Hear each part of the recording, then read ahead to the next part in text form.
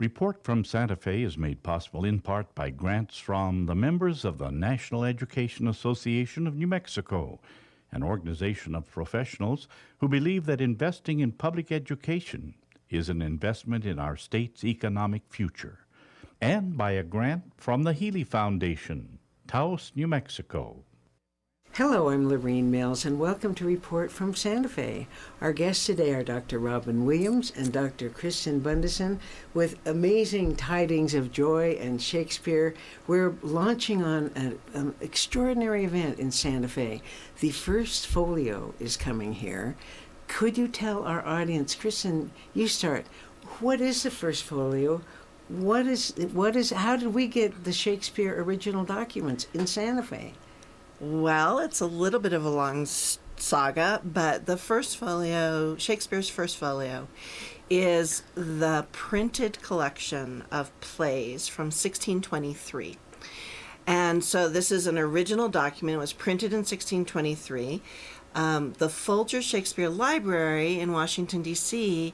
owns over 80 copies of them, but there's only around 250-ish known to be in existence in the world.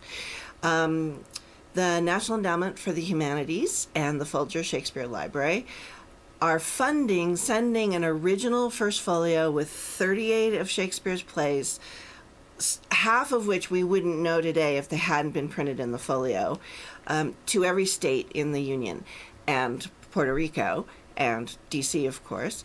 It was a competitive application process, and so in 2014, 2 years ago, Robin and I and a colleague, Edie Murphy, found out about this. We took the idea to the New Mexico Museum of Art. They jumped on board.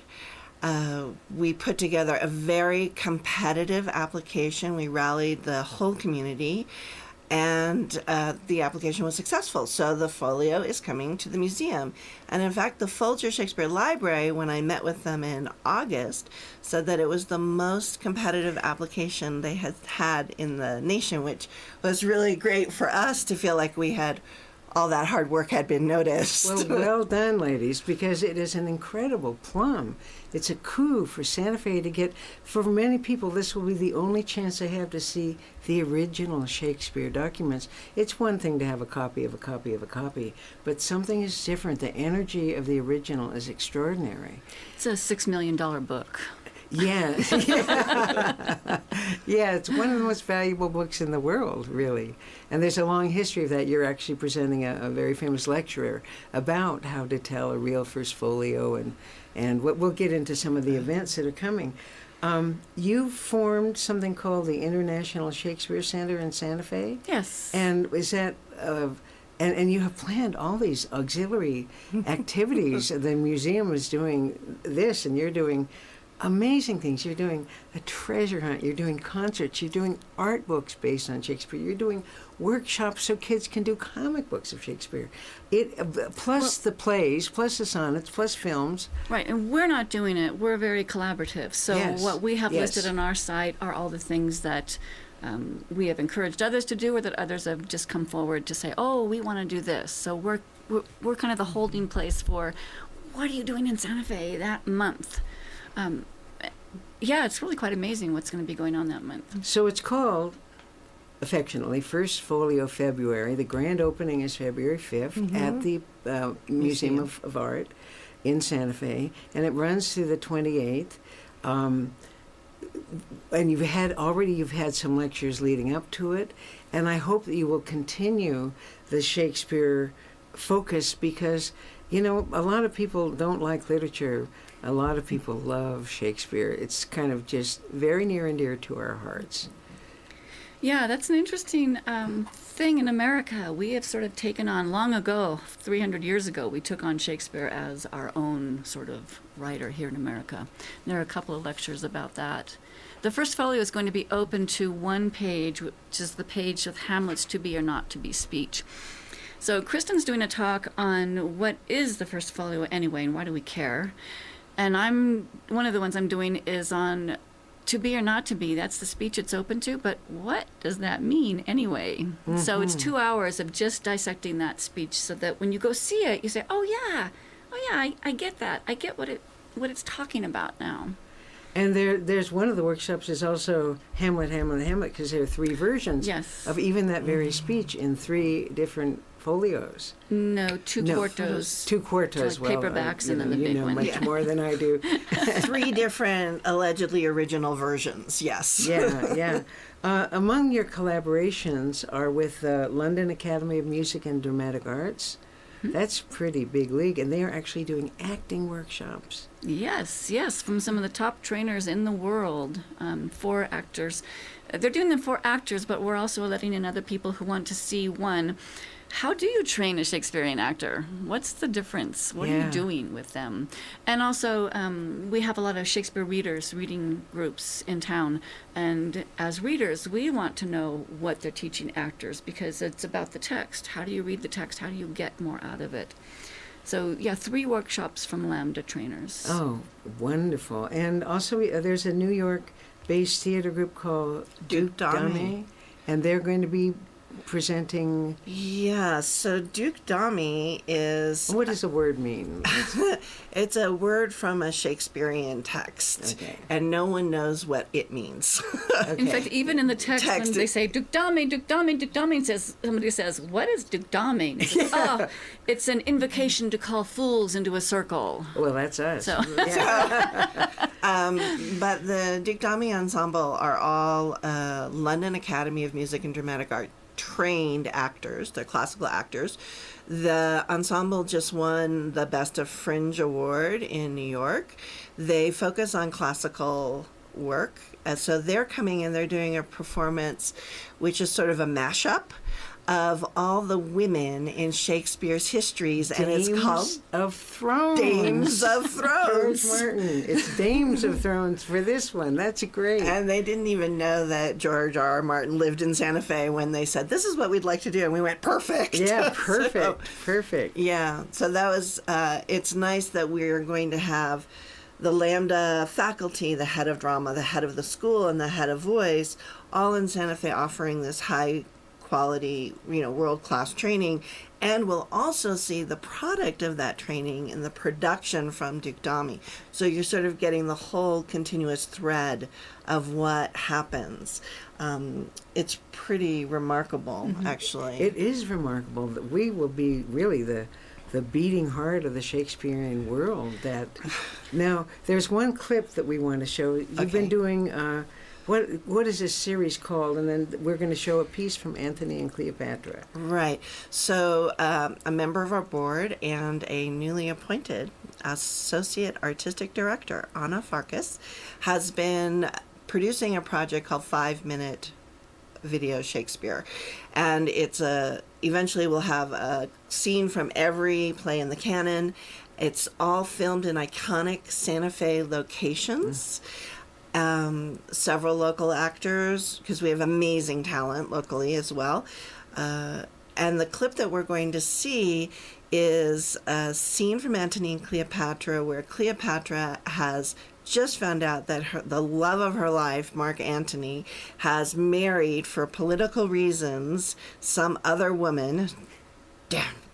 And flies into a rage at the poor messenger who brings this message. Literally kill the messenger. Yes, it's a literally kill the please don't kill the messenger moment.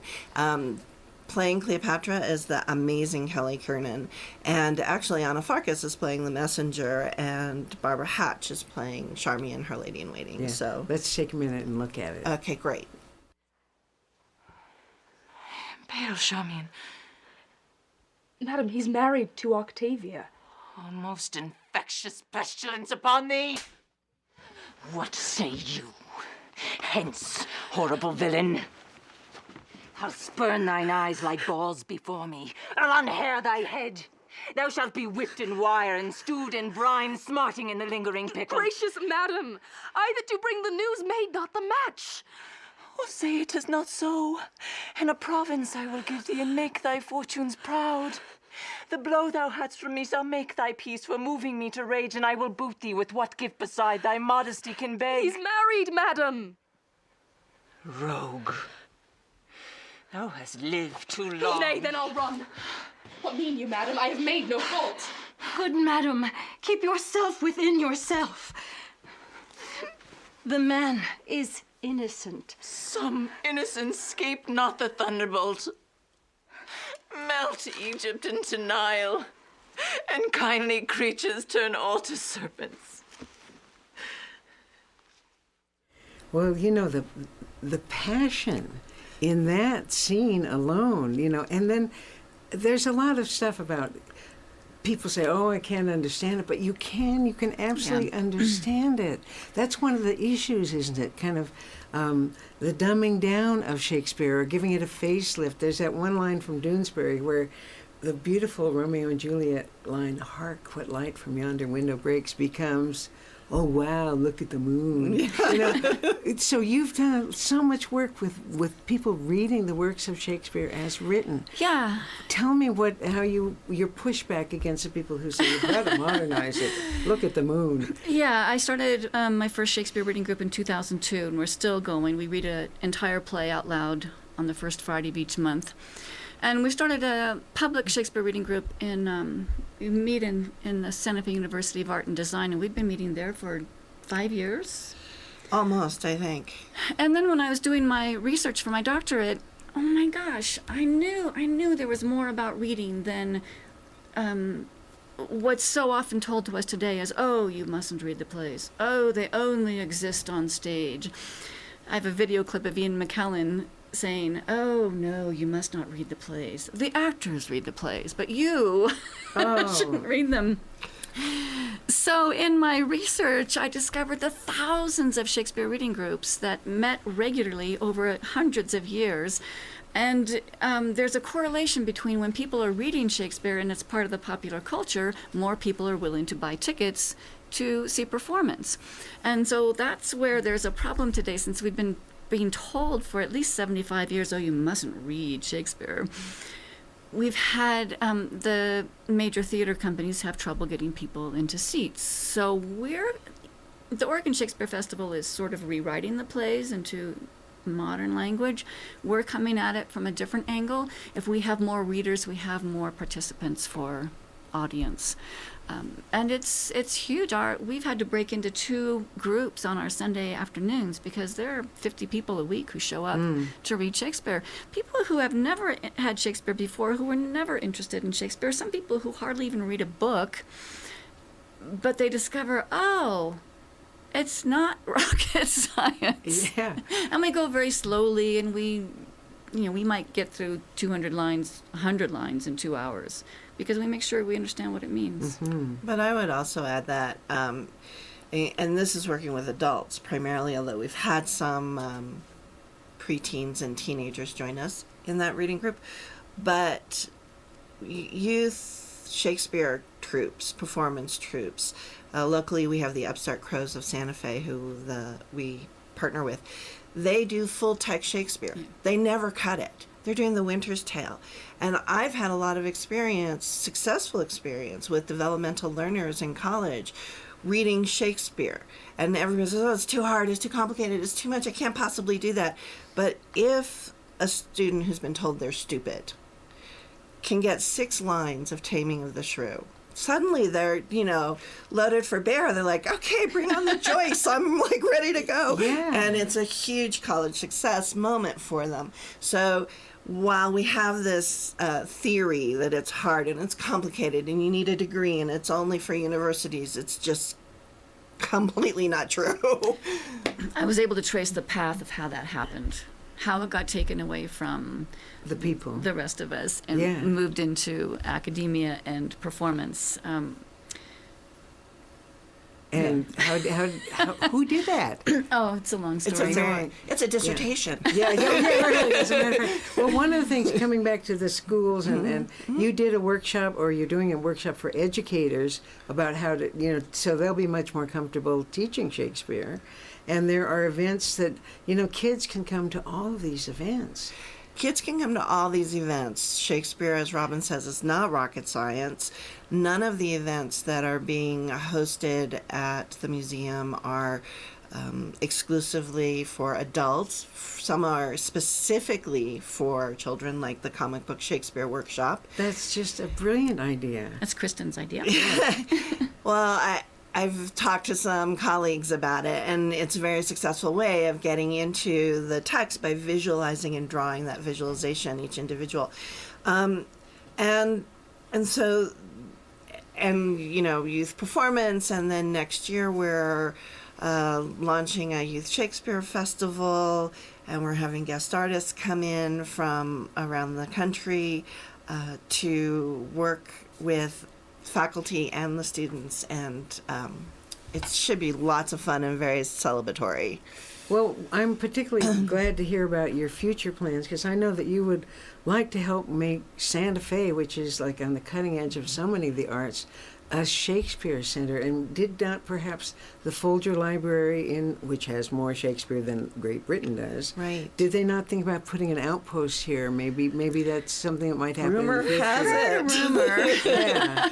The International Shakespeare Center, what Robin and I are working on along with some other people, is a permanent institution, a permanent organization, and certainly we hope that we will be the next jewel in Santa Fe's cultural crown and make Santa Fe a destination for all things Shakespeare. And we did hear that the Folger, as you know, aside from being impressed with the application, was also impressed with the groundswell and how much activity and how much commitment Santa Fe was putting into it. So, yes, that would be lovely, wouldn't it? It really would. Well, we're speaking today with two members of the International Shakespeare Center, Dr. Robin Williams and Dr. Kristin BUNDESEN. So thank you for all of your efforts in this behalf. Now, 2016 is being celebrated in Stratford on Avon in England as the 400th anniversary of the death of Shakespeare. So we have our first Folio February, but it would be wonderful to keep it going, because there's again the response of the average citizen to the emotionality in Shakespeare. I mean, it's so accessible emotionally, and it's so powerful that I would love to see that continue. It's going to continue. That's our plan, yeah. We plan a monthly event, small event, you know, maybe a lecture, a workshop, a hands-on something, a performance, every month to keep things going. And as Kristin said, we have big ideas, conferences, Youth Shakespeare Festival. Well, tell us your website, because I want people to be able to go there and to look at this list of events that we're going to skitter over the top of.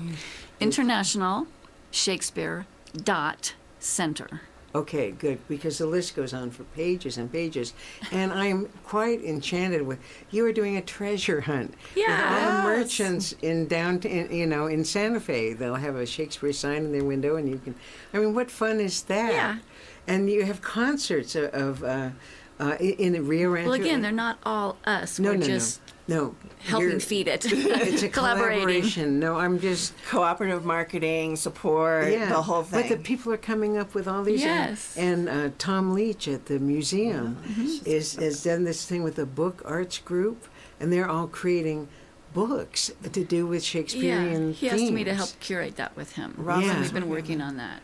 But you're just hitting it on so many levels. And the films, there's one about Shakespeare in jail, in prison setting. Yeah, that's a beautiful film. And one in a retired actor's home. Yep.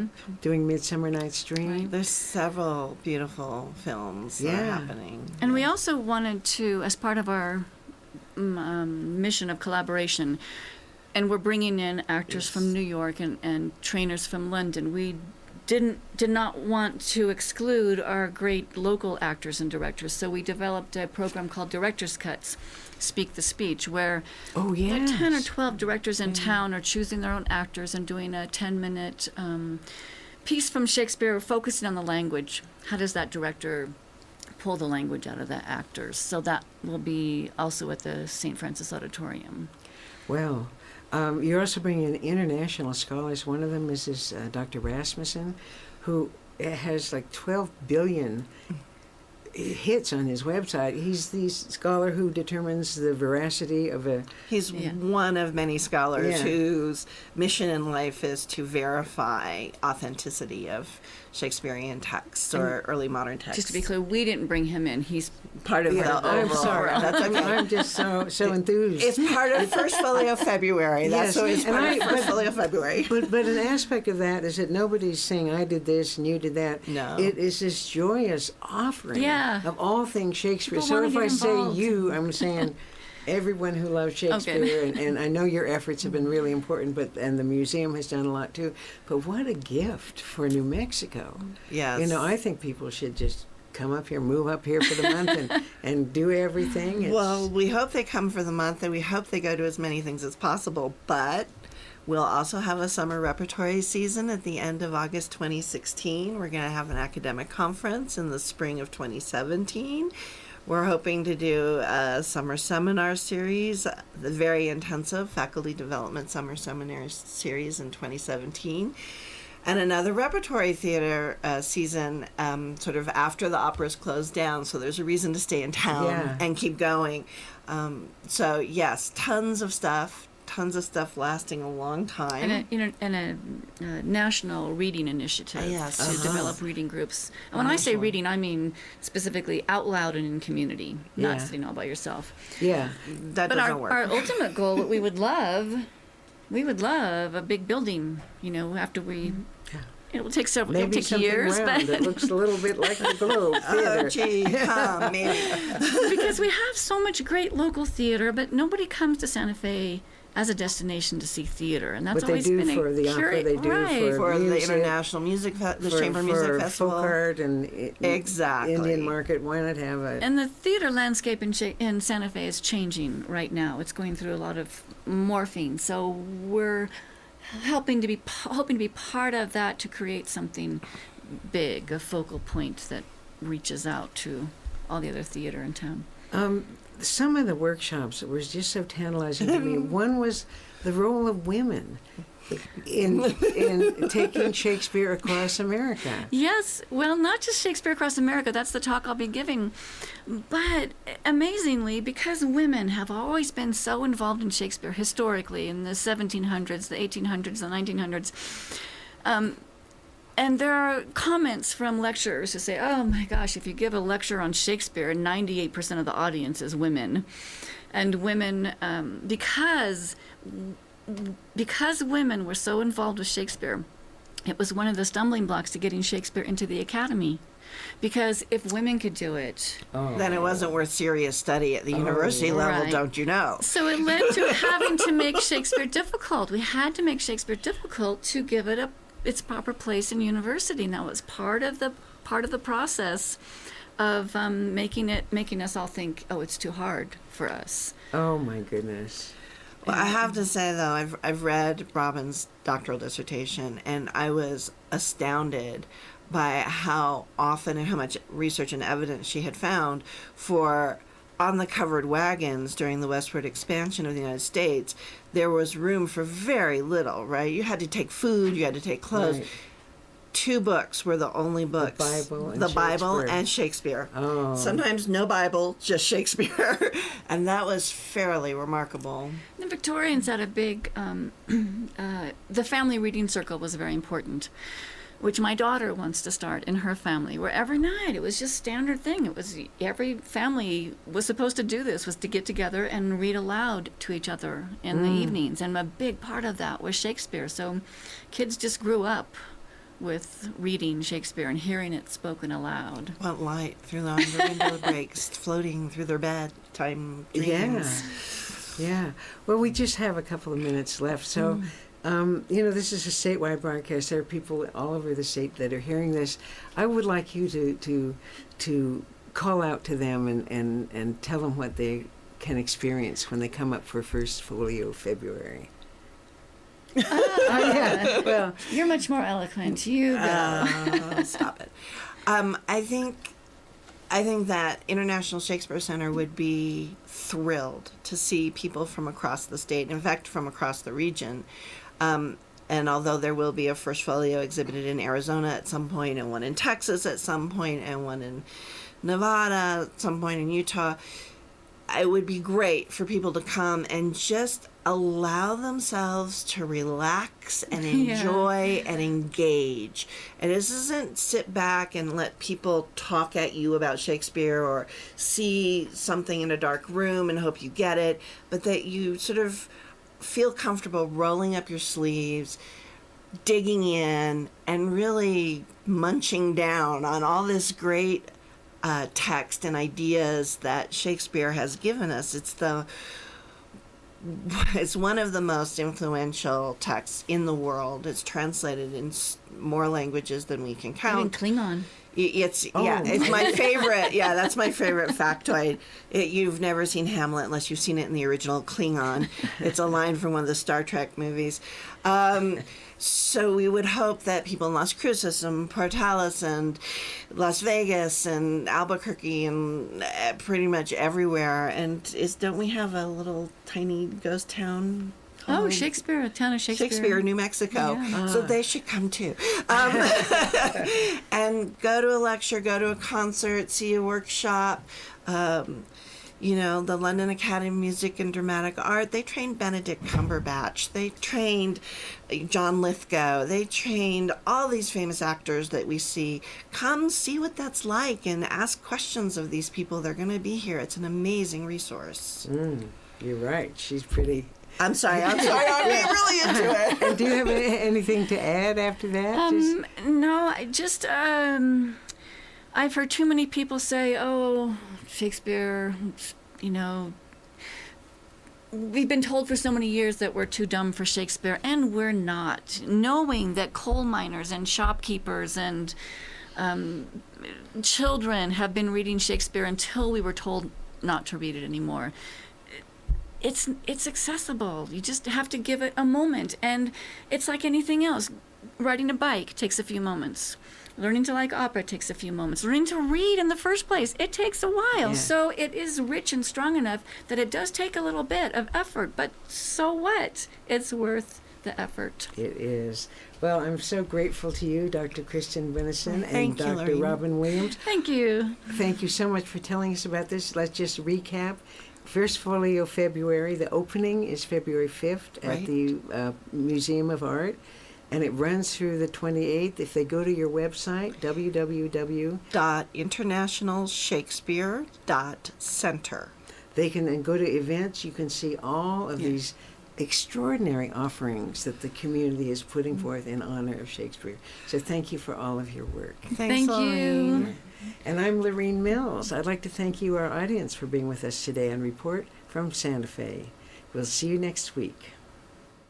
Past archival programs of Report from Santa Fe are available at the website reportfromsantafe.com.